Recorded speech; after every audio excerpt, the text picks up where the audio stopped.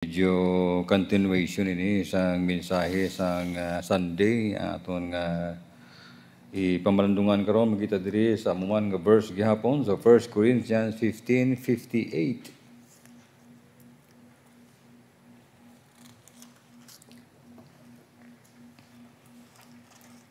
Therefore, my beloved brethren, be steadfast, unmovable, always abounding in the work of the Lord.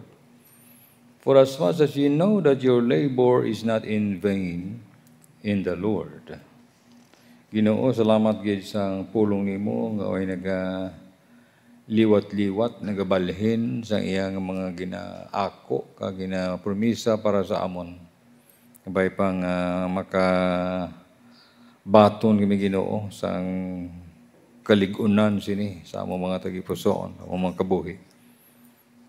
Kabay pang ikaw magbulig sa amon nga makapadayon kami sa pagkatutong, paghikot sa imong likoton out of our own love and volition. Into ginamo ini sa ngalan ni Jesus, amen. Ang kamatuoran nga ginambal naton sa ligad nga Sunday sa atong pagmamalandong nga matuman lamang ini ang ginahambal niya sa verse 58 kung tagaan ta atensyon ang aton internal relationship with God, aton relasyon sa Ginoo internal, ang aton pagid nga external sa aton mga katabo sagwa naton. Hindi na siya pationg sa aton, hindi siya mag-move sa aton. Ang mga pagtamay, ang mga kagamo, ang mga kakapoy, ang mga kasakitan, ang kakulangon. Subong ang ginagyan ni Apostol Pablo, ang mga shipwreck nga ini, ang pagkapriso sa iya. Kag speaking sa pagkapriso, si Joseph, kaya nabasahon natin sa Balang Sulatan, chapter 39, 37, 38, 39, ginpriso man siya. Ang rason ginpriso siya, tungod kay ginpapriso siya ni Potiphar. Kaya ang asawa niya, pagbauli ni Potiphar, dala niya ang bayo ni Joseph, nga naghambal, nga ginbasol niya ang bana niya, lantawan niya, gindala mo di ang isa ka Hebrew, agod pa kahoy. Anak ko, ginbasol niya pa bana niya repon niya ako. Muna, Tikaron, I think, naaki si Potiphar, damo rason siguro, laman natin baluan nakita. Pero sa ako nga calculate lah, nga naaki siya. Tungod kay siguro, under desire man siya, sa iyang asawa. Nga hindi siya makapautuwas sa iyang pagpangulo, ikadua, posibilidad nga nakita yaman na nga nagatulala ang asawa niya kay isa, sa isa ka gwapo man nga Hebrewanon.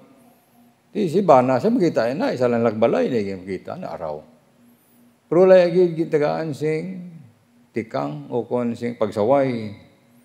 Ikara tatlo siguro nga rason, akig siya tungod kay malugi na siya kay gintanan nga yara sa iya ka nga ginapanagiyahan gitugyan niya sa kay Joseph.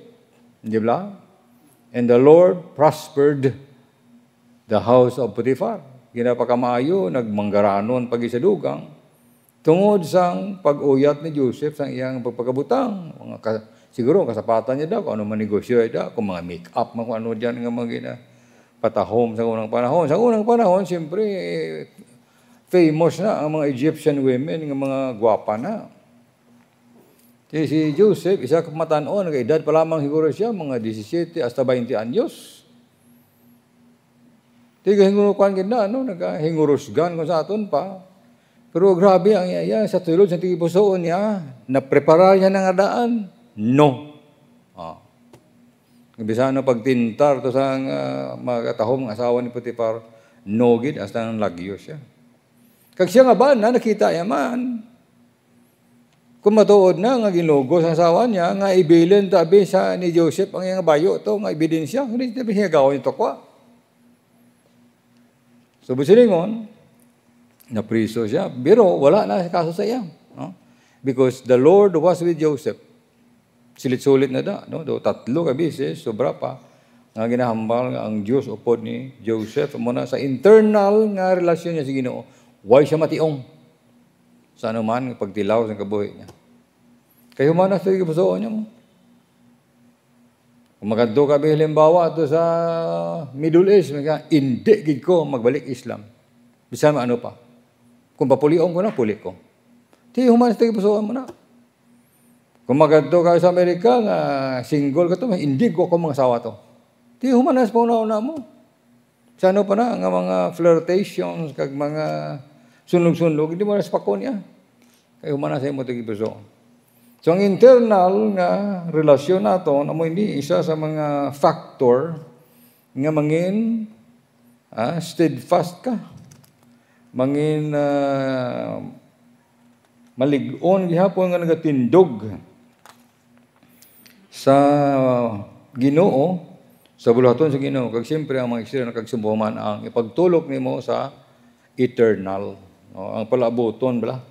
Kung ba kala tulok ng palabuton, natulog ni Joseph nga palabuton nga ang damgon niya nga ang mga bituon to magayaob sa iya. Ang bulan kag adlaw magayaob sa iya. Ti masinabi sa ano na ni way na ni madulom na ni siguro way na ni guro tsansa to basi hindi to matukod ang damgo ko to. Nga ang ari ko dispersuhan. No. Ang natulog niya nga tumanon sang Dios ang gindamgo niya. Kaya ang Dios ang hatag sadto sa iya. So, ang palabuton to yan, lantaw yan ang daan to, nga maabot na adlaw nga, siya magasulbar sa nga panimalay, siya dayawon, himayaon, kag itibong. Timo mo na sa atong kabuhi. Ang natulog ta, ang palabuton. Huwag tayo katulog lang, hasta mag-sisinta ta, 70, 80, hasta patay ta. No, ang kabuhi is beyond sang aton pangabuhi di sa kalibutan. Muna siya ang makapugong sa aton, nga nga maglaylo kita kag mangin natawag movable, movable kung sa aton pa gasaylo-saylo bla imo pangunahuna, no? You are if you are immovable, by meaning you are solid, you are not moved from place to place. Meaning you are not stuck in your past problem. Ang mga nagligad tong problema, nagligad ng mga troubles, hindi ka na ito sige iyak panumdum. Hindi ka na sige ito rehearse. Sulit-sulit istorya. Naghahatag lang to sa kagamo sa imong isip. Ang nagligad na to. Kung anong palabuton nga maayo mo na itong tulokon. Kung ano man makasakitan to, kung ano na agyan to, praise God. Bilin to sa ligad. Kaya kung sa pakunda to, hindi ka ma-move forward, hindi kita mangin immovable. Tungod kay ginabalhin kita, ginaliwat-liwat kita, ginatublag kita sa mga problema, mga sala, mga opinyon. So, dapat kita, kung mabang immovable, you are stubbornly devoted to God.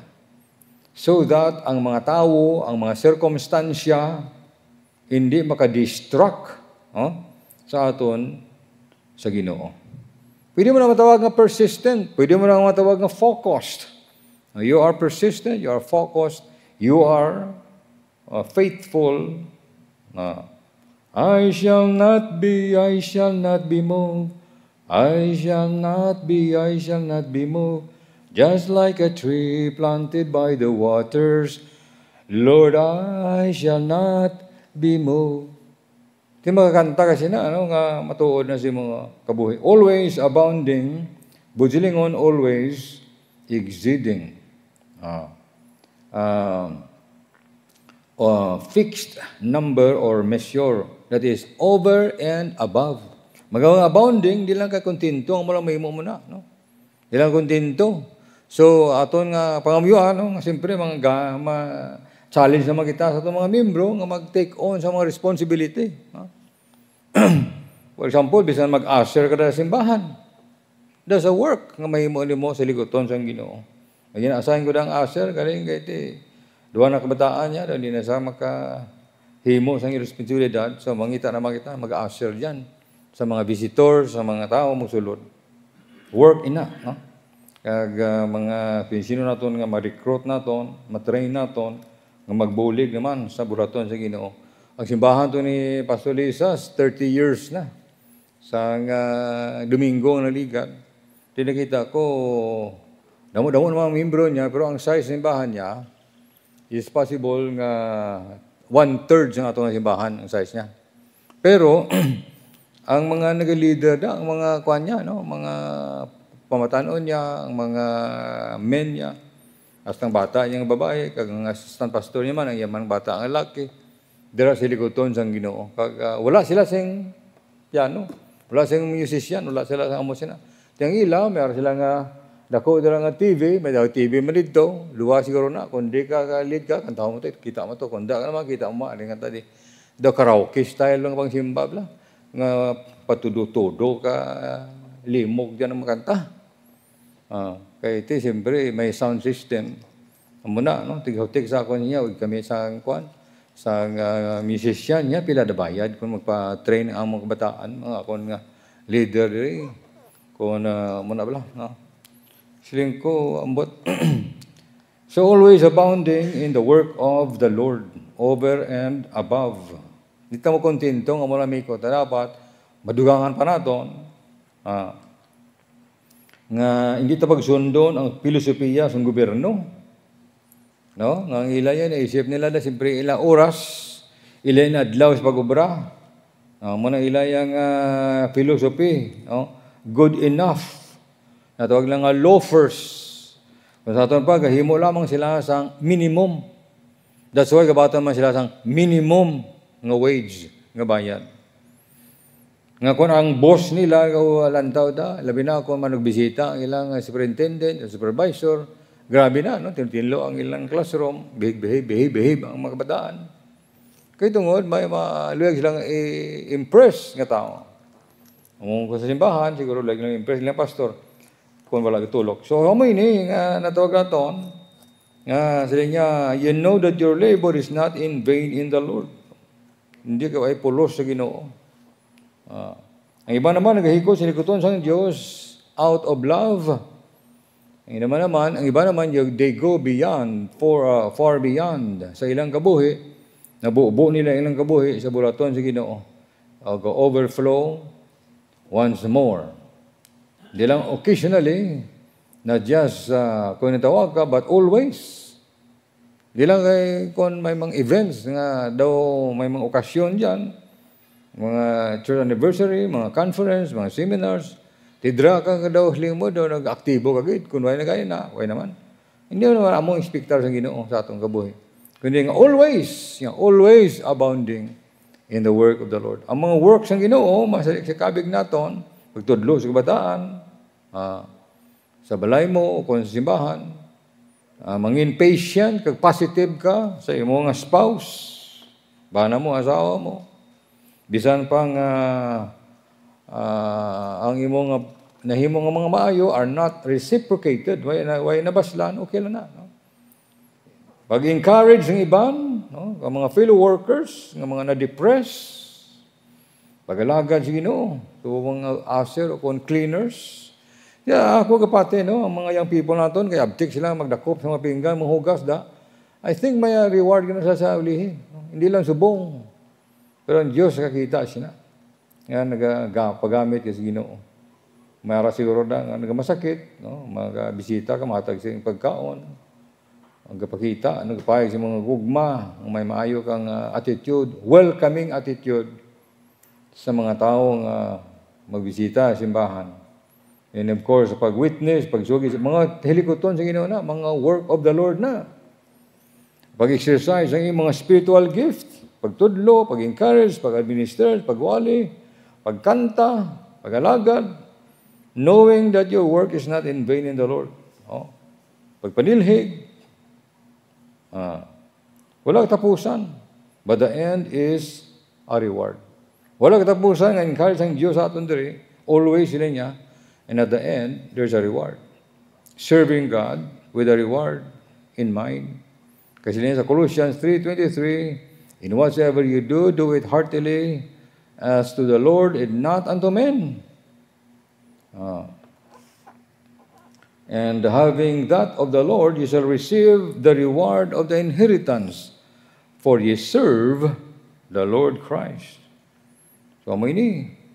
Si C.T. Studd, isa sa mga British missionary sa 1960 or 1860. Dito sa nag-mission work sa China.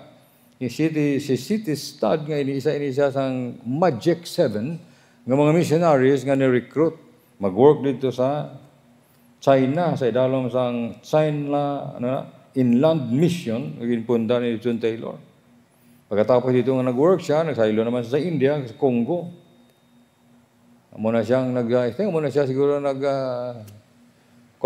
nagsulat sang kanta. Only one life will soon be passed, only what's done for Christ will last.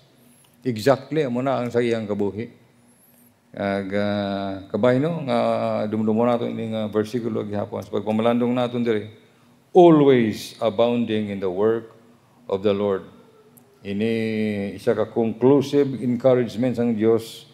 Pagkatapos nga gin-explicar diri ni Apostle Paul ang dako nga bintaha nga yara sa aton tungod kay Hesus nabanhaw verse 1 to 57 nga nabanhaw si Hesus kag siya banhaw man sa mga nagtuo nga naglamatay kag siya submit sa mga nagtuo nga sa iyang pagkariliwan.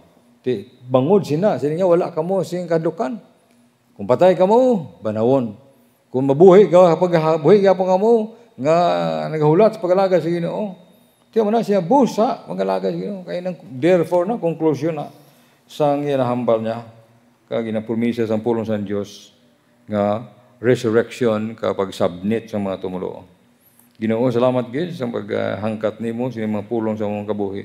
Pagkamayo ini Ginoo kag sa gihapon nga magpadayon kami nga may kasigla, nga may katutom kag magpagtulok sa bulaton nimo suno sa mata sa pagtuo gihatag nimo sa among Ginoo. Ngalan ni Hesus, amen.